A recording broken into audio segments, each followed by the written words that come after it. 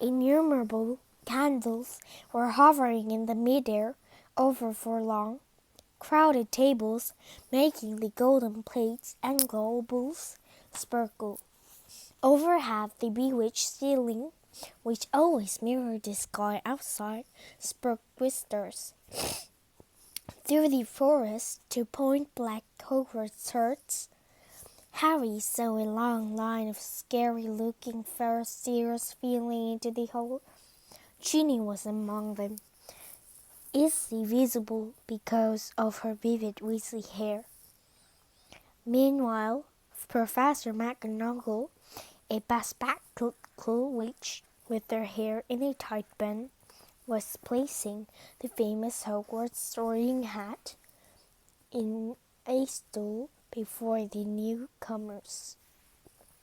Every year this age-old hat, patched, frayed, and dirty, sorted new students into the Hogwarts houses. It had Gryffindor, Hufflepuff, Ravenclaw, and Slytherin. Harry well remembered putting it on exactly 1 year ago and waiting, petrified, for its decision as he muttered aloud in his ear. For a few horrible seconds he had feared that hat was going to put him in Slytherin, the house that had turned out more dark witches than any other. But he had ended up in Gryffindor along with Ron, Hermione, and the rest of Weasleys. Last time, Harry and Ron had helped Gryffindor win the house championship, beating Slytherin for the first year in 7 years. A very small, mousy-haired boy has been called forward to place the hat on his head. Harry's ears wandered past him to then Professor Dumbledore. The headmaster sat watching the sorting from the step table, his long silver beard and half-moon glasses shining brightly in this candlelight. Several years ago, several seats along, Harry saw Gilderoy Lockhart, Hugh and Harry drinking deeply from his goblet. "Hang on," Harry muttered to Ron. "There's an empty chair at the staff table. Where's Snape?" Professor Severus Snape was Harry's least favorite teacher. Harry also happened to be Snape's least favorite student. Cruel, sarcastic, and disliked by everyone except the students from his own houses. Snape taught potions. "Maybe he's ill," said Ron hopefully. "Maybe he's left," said Harry, "because he missed out on the defense against the Darks job again. Or he might have been sacked," said Ron enthusiastically. "I mean, everyone hates him." "Or maybe," said a very cold voice behind him, "he's waiting to hear why you two didn't arrive on the school train." Harry spun around. There, his black robes rippling in a cold breeze, stood Severus Snape. He was a thin man with sallow skin, a hooked nose, and greasy shoulder-length black hair, and at the moment he was smiling in a way that Harry and Ron followed Snape the steps into the best enjoying entrance hall, which was the Great Hall, but Snape led them away from the warm and light, down a narrow stone staircase that led into the dungeons. "In," he said, opening a door halfway down the cold passage and pointing. They entered Snape's office shivering. The shadowy walls were lined in the shelves of large glass jars in which floated all manner of revolting things Harry didn't really want to know the name of at the moment. The fireplace was dark and empty. Snape closed the door and turned to look at him. "So," he said softly, "the train is good enough for the famous Harry Potter and his faithful sidekick Weasley. Wanted to arrive in a bang, did we, boys?" "No, sir. It was the barrier at King's Cross. It's—" "Silence!" said Snape coldly. "What have you done with the car?" Ron gulped. This wasn't the first time Snape had given Harry the impression of being able to read minds, but a moment later he understood. As Snape unrolled today's issue from the Daily Prophet, Evening Prophet. "You were seen?" He hissed, showing them the headline, "Flying Fort Anglia Mystifies Muggles." He began to read aloud. "Two muggles in London convinced they saw an old car flying over the post office tower at noon in Norfolk. Mrs. Had Baylis, while hanging out her washing. Mr. Angus Fleet of plebs reported to police. 6 or 7 muggles in all. I believe your father works in the Monsieur of Muggle Artific's office," he said, looking up at Ron and smiling still more nastily. Dear, his own son." Harry felt as though he'd just been walloped in the stomach by one of the mad tree's larger branches. If anyone found out Mr. Weasley had bewitched the car, he hadn't thought of that. "I've noticed in the search of Park that considerable damage seemed to have been done to a very valuable Whomping Willow," Snape went on. "That tree did more damage us than we—" Ron blurted out.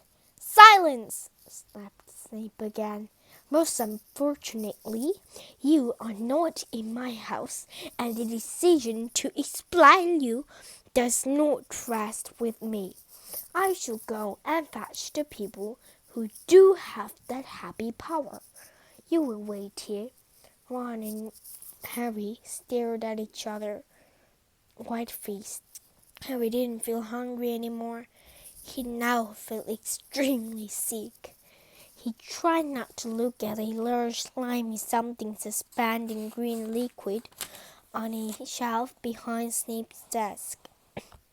If Snape had gone to fetch Professor McGonagall head of Gryffindor House, they were hardly any better off. She might be fairer than Snape, but she was still extremely strict. 10 minutes later, Snape returned, and sure enough with the Professor McGonagall, who accompanied him. Harry had seen Professor McGonagall angry on several occasions, but either he had forgotten just how thin her mouth could go, or he had never seen Harry and Ron both flinched. But she merely pointed in at the empty fireplace, where flames suddenly erupted. "See it?" She said. They both backed into chairs by the fire. "Explain," she said. Her glass glinted ominously. Ron launched into the story, starting with the barrier at the station, refusing to let them through. So we had no choice, Professor. We couldn't get on the train. Why did you send the letter? Why did you send this letter by owl? I believe you have an owl, Professor McGonagall said coldly to Harry. Harry gasped at her. Now she said it.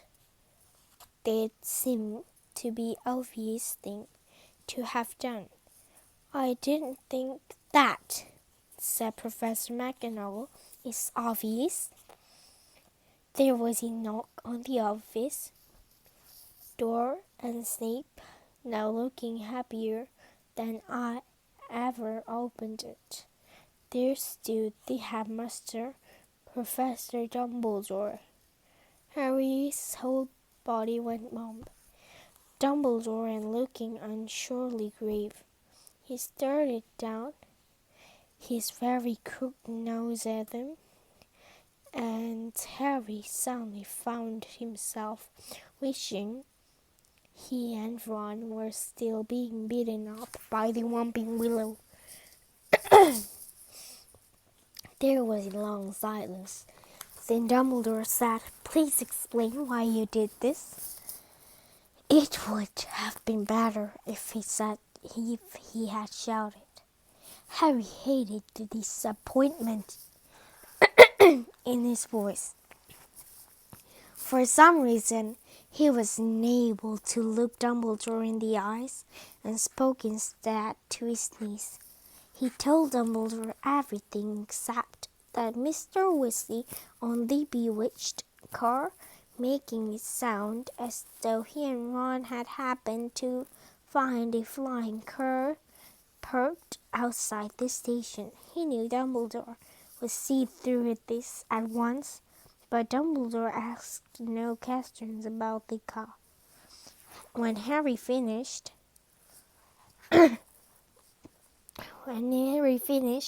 he merely continued to peer them through his spectacles. "We'll go and get our stuff," said Ron in a hopeless voice. "What are you talking about, Weasley?" barked Professor McGonagall. "Well, you're a spellingist, aren't you?" said Ron. Harry looked quickly at Dumbledore. "Not today, Mr. Weasley," said Dumbledore. "But I must impress upon both of your family tonight. I must be impressed upon both of your seriousness of what you have done. I will be writing to both of your families tonight. I must also warn that if you do anything like this again, I will have no choice but to expel you." Snape looked as though Christmas had been cancelled. He declared his throat and said, "Professor Dumbledore, these boys have found fountains. There's this of restriction of underage wizardry cause serious damage to an old and invaluable tree. Surely acts for this nature. It will be Professor McGonagall to decide of this boy's punishment, Severus," said Dumbledore calmly. "They are in her house and are therefore her responsibility." He turned to Professor McGonagall. "I must go back to the feast, Minerva. I've got to give out a few notices. Come, Severus, there is a delicious-looking custard tart I want to sample." Snape shot a look of pure venom at Harry and Ron as he allowed